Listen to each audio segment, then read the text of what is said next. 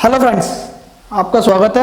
आज का जो टॉपिक है वो है निफ्टी फार्मा, जो इंडेक्स होता है अपना, जिसमें कि आपको निफ्टी फार्मा के बारे में आज देखते हैं।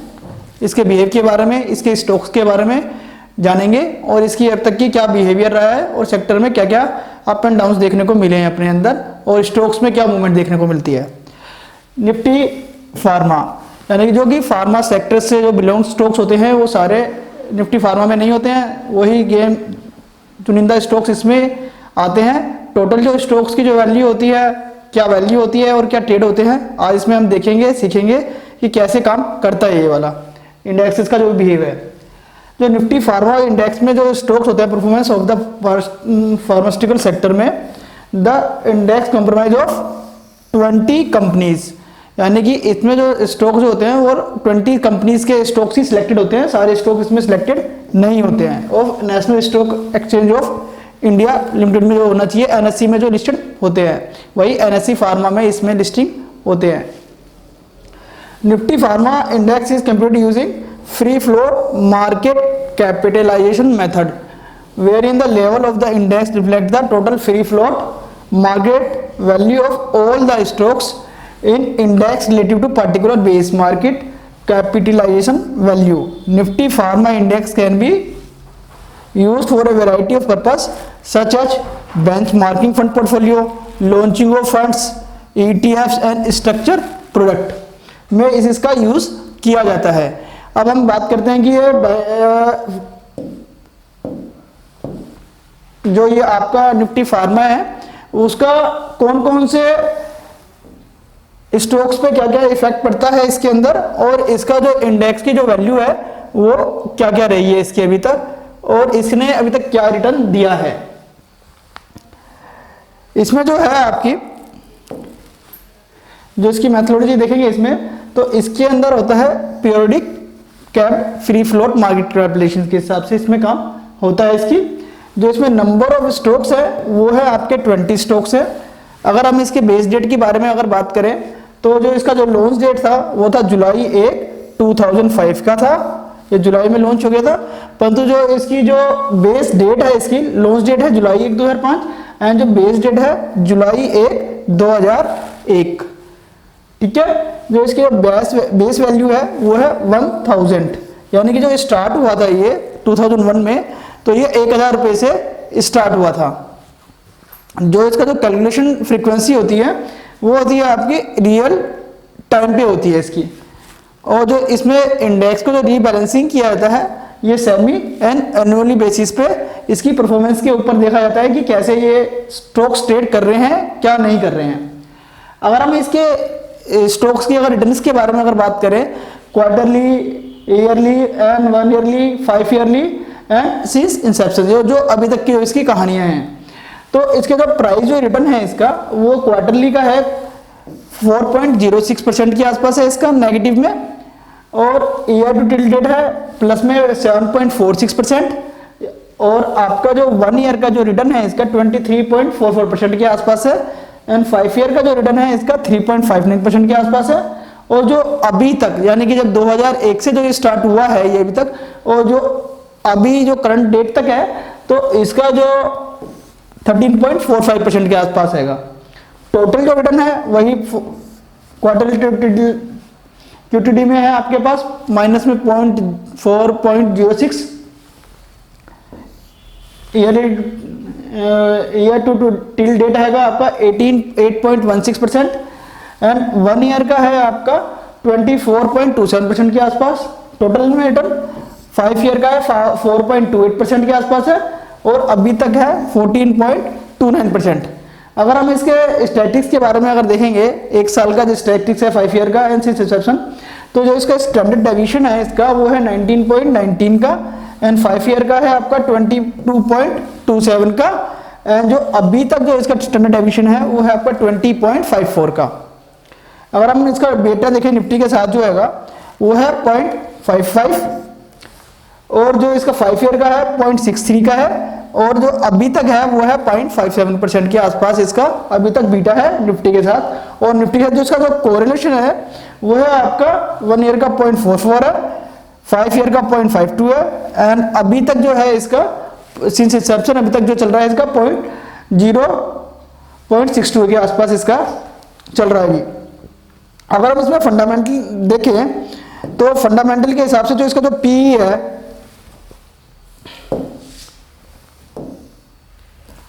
जो इसका जो पी है वो है आपका 29.73 का, और प्रॉफिट फॉर बुक वैल्यू है इसकी 4.95 की, पीबी जो रेशियो है इसका, और जो डिविडेंड यील्ड है इसकी 0.63% के आसपास इसकी डिविडेंड यील्ड है। फार्मा सेक्टर में सारी कंपनी आती है, कुछ चुनिंदा कंपनी इसका मैं वेटेज बता देते हैं। इसका वेटेज क्या क्या रहता है स्टॉक्स के अंदर। जो इसमें जो अभी सबसे ज्यादा जो वेटेज है स्टॉक्स में वो है सन फार्मास्यूटिकल्स इंडिया लिमिटेड, जिसको बोलते हैं सन फार्मा। सन फार्मा का जो अभी वेटेज है वो है 18.88। 20 स्टॉक्स का इसमें बैलेंसिंग होती है, परंतु जो पहला जो नाम है वो सन फार्मा। सन फार्मा की सबसे ज्यादा वेटेज है फार्मा सेक्टर में। अभी जो वेटेज है इसके करंट में 18.88% के आसपास है। सेकंड इसकी बात है आपकी डिवीज लैबोरेटरीज लिमिटेड, जो इसकी जो वेटेज है वो है आपकी 14.43% के आसपास है। फिर इसके बाद नेक्स्ट सिंबल आता है आपका डॉक्टर रेड्डीज लैबोरेटरीज लिमिटेड, जिसकी अभी वेटेज है 12.45% के आसपास। नेक्स्ट सिंबल है आपका सिप्ला लिमिटेड, जिसकी वेटेज है आपकी 10.11 के आसपास है अभी आपका। इसकी नेक्स्ट सिंबल आता है अपना ल्यूपिन लिमिटेड। ल्यूपिन की जो वेटेज है वो है आपकी 4.88% के आसपास। अगर हम इन तीनों स्टॉक की अगर वेटेज देखें, जो सबसे ज्यादा जो वेटेज रखते हैं Doctor Reddy Laboratories Limited, Divi's Lab and Sun Pharma, इन तीनों की वेटेज अप्रोक्सीमेटली आपकी 54% के आसपास की इनकी वेटेज है। यानी कि ये तीन स्टॉक से सबसे ज्यादा डाइवर्ट करते हैं इस इंडेक्स को, ये वाले। नेक्स्ट सिंबल आता है अपने पास 44% के आसपास की है, 44% की इसकी वेटेज है। और जो नेक्स्ट सिंबल आता है इसमें लोरस लैब का, लोरस लैब की जो वेटेज है आपकी 4.4% के 44% के आसपास है। नेक्स्ट सिंबल है आपका औरबिंदो फार्मा। औरबिंदो फार्मा की जो वेटेज है वो है आपकी इंडेक्स के अंदर 4.26% के आसपास है। नेक्स्ट सिंबल आता है अपना औरबिंदो फार्मा के बाद है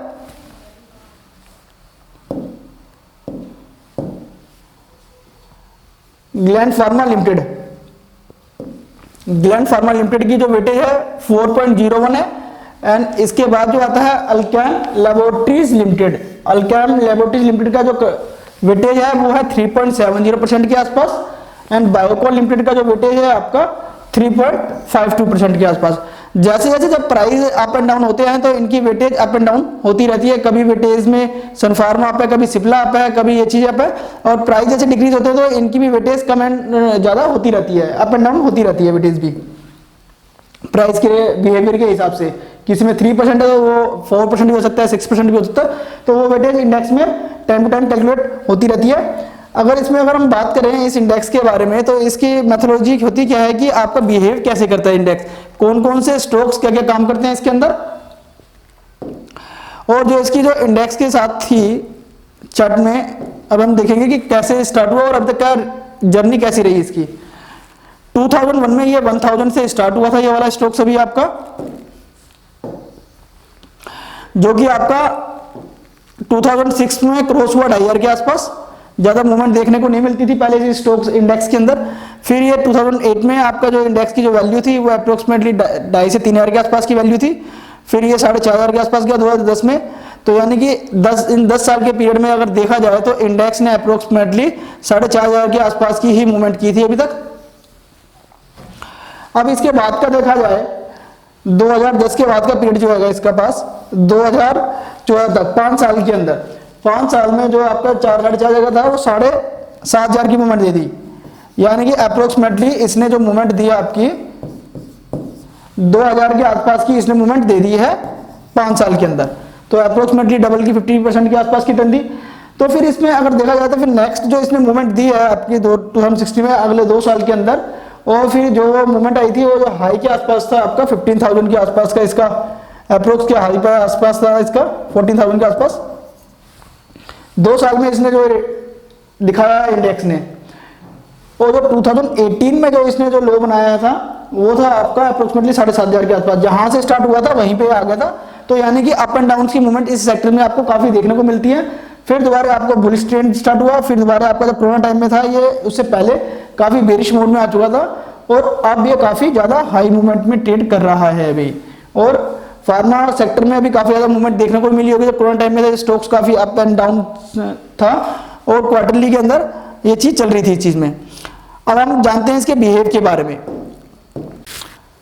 क्राइटेरिया है इसका सिलेक्शन ऑफ स्टॉक्स का हैगा, company should part from Nifty 500 में होनी चाहिए at the time of review in case the number of eligible stocks representing a particular sector with in Nifty 500 falls below 20, then deficient number of stocks shall be selected from the universe of ranked within top 800 base on both average daily turnover, यानी कि daily turnover होनी चाहिए इसकी, and average daily full market capitalisation based on previous 6 months period data used for index rebalancing of Nifty 500।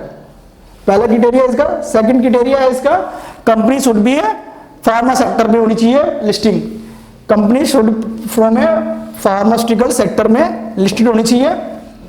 Third है आपका, the companies trading frequency should be 90%, यानी कि जितने और स्टॉक्स जैसे देखा जाता है कि उनकी फ्रीक्वेंसी 90% के आसपास होनी चाहिए लास्ट 6 month के आसपास, सेम इसमें भी वही चीज है। अगर नेक्स्ट डेटा देखा जाए तो company should have a listing history of 6 months, यानी कंपनी की वही सेम है कि आपकी 6 month की लिस्टिंग होनी चाहिए।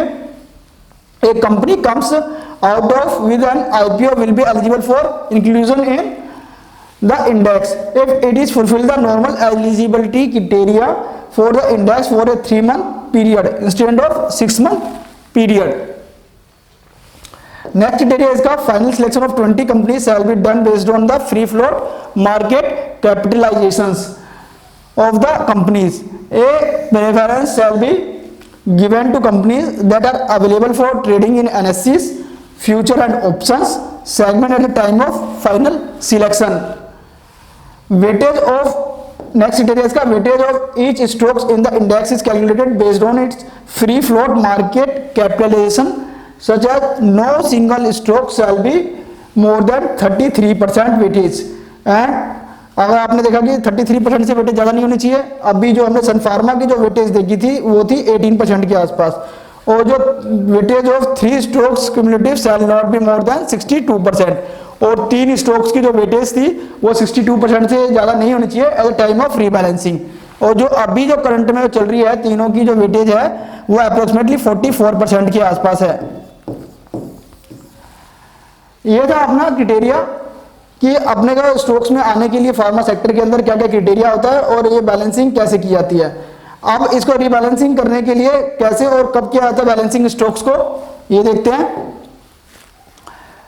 स्टॉक्स को जो रीबैलेंसिंग किया जाता है वो किया जाता है आपका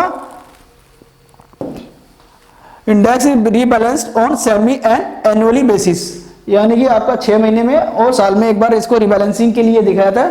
जो डेट है इसकी सेम अदर इंडेक्स की तरह ही है। The cut off date is January 31st and July 31st of each year for semi and annually review of indices. Average data of 6 months ending the cut off date is considered 4 weeks prior, यानी कि 4 हफ्ते पहले ही इसको भेज दिया जाता है notice के लिए कि मार्केट में बता दिया जाता है कि आपको ये स्टॉक्स आएंगे या जाएंगे, given to market from date of change. ये था आपका इंडाइसिस के बारे में, बैलेंसिंग के बारे में। नेक्स्ट में बताते हैं इसके बारे में, स्टॉक्स के बारे में, कौन कौन से स्टॉक्स हैं इसमें और क्या क्या बिहेवियर होता है इनका। Thank you.